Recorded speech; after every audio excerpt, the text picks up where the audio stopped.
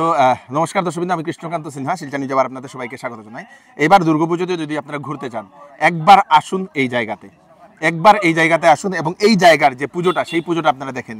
এটা হচ্ছে আমাদের শিলচরের চেঙ্কুরির যে তিনালি পয়েন্ট, যেটা আমাদের চেঙ্কুরি রোড হয়ে যেটা আসা হয়, এবং চেঙ্কুরি যেটা অ্যাকচুয়াল চেঙ্কুরি যেটা, সেই চেঙ্কুরি তিনালিতে এই সুন্দর একটা থিম দিয়ে কৈলাস পাহাড় বানানো হয়েছে দর্শকবৃন্দ। এবং এটাতে এইবারের থিম হচ্ছে আপনাদের ভগবান শিবের 19টা অবতার। ভগবান শিবের 19টা অবতার দেখানো হয়েছে এবং আপনারা সবাই আসুন, উপভোগ করবেন। একটু একটু করে আমি ইয়েটা দেখাচ্ছি আপনাদের। সেই বেলষষ্ঠীর দিন থেকে এটা হবে ওপেনিং এবং আপনারা নিশ্চয়ই এখানে আসবেন। চলুন আপনাদেরকে দেখাই এই সুন্দর একটা জিনিস। প্রতি বছরও ওনারা এখানে 2-3টা পুজো হয়, সেই পুজোগুলো একদম দুর্দান্ত করে ওনারা বানান এবং আপনারা এই পুজোটা মিস করবেন না। প্রথমে আপনারা আসবেন। চলুন, এটা হচ্ছে সেই কৈলাস পর্বত দর্শকবৃন্দ, এবং কৈলাস পর্বতের ভিতরে হয়ে গিয়েই সেখানে দুর্গা মায়ের প্রতিমা আছে, মেইন যে পুজো করা যেটা হয়। এবং এখানে ভগবান শিবের যতটা অবতার আছে, সেই অবতারগুলো সব কিছু ইচ অ্যান্ড এভরিথিং এখানে আপনারা দেখতে পাচ্ছেন। এখানে দেখেন, এখানে সব কিছু, এখানে নারায়ণকেও রাখা হয়েছে দর্শকবৃন্দ শয্যাশায়ী অবস্থায়। এবং এখানে আপনারা দেখতে পাচ্ছেন ব্রহ্মা, বিষ্ণু, মহেশ, শিব, গৌরী। এখানে সেই ভগবান শিবের আরেকটা অবতার দর্শকবৃন্দ, এই দেখেন এক একটা করে এগুলো এখন সাজানো হচ্ছে দর্শকবৃন্দ। এখানে আপনারা দেখেন ভগবান সেই ব্রহ্মা এবং শিব দর্শকবৃন্দ। তো এদিক দিয়ে আপনাদেরকে যেতে হবে, এদিকে এন্ট্রি। এখানে ওই দেখে নিন, এখানেও সুন্দরভাবে এটা দর্শকবৃন্দ, গতবার এখানে সুন্দর একটা থিম করা হয়েছিল, শেষ হয়নি, আপনাদেরকে দেখাচ্ছি কারণ আপনারা সেই বেলষষ্ঠীর দিন থেকে আপনারা আসতে পারবেন। এই দেখে নিন, ভগবান শিবের যতটা অবতার আছে সব কিছু, এখানেও একটা অবতার, সবার নাম এখানে লিখে দেওয়া হবে দর্শকবৃন্দ। এই দেখেন, এখানেও হয়তো এটা রুদ্র অবতার না কি অবতার দর্শকবৃন্দ, এটা রাখা হয়েছে দর্শকবৃন্দ।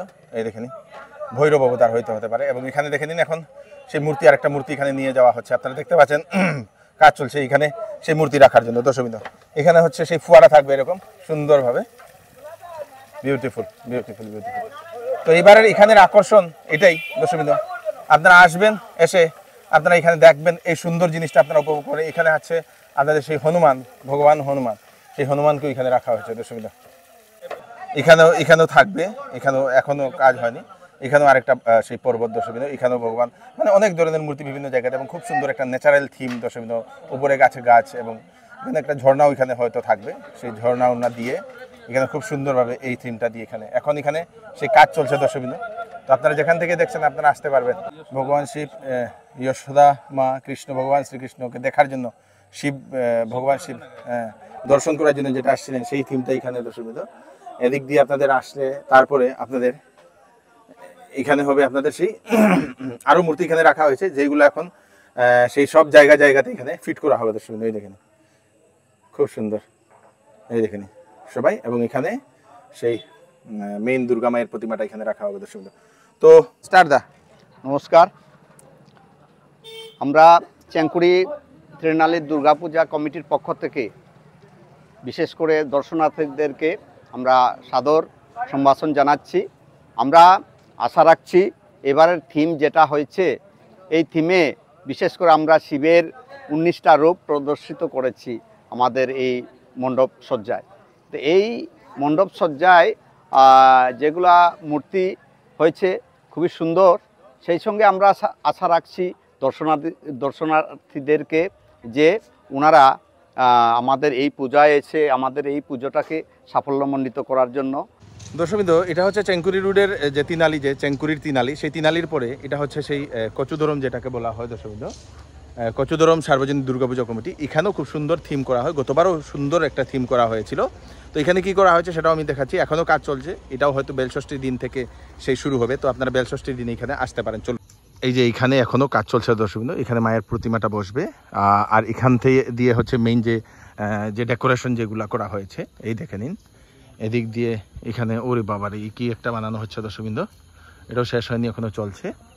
তারপরে এখানে গত বছরও এখানে খুব সুন্দর একটা থিম করা হয়েছিল, এইবার এখানে থিম করা হয়েছে, এই দেখে নিন।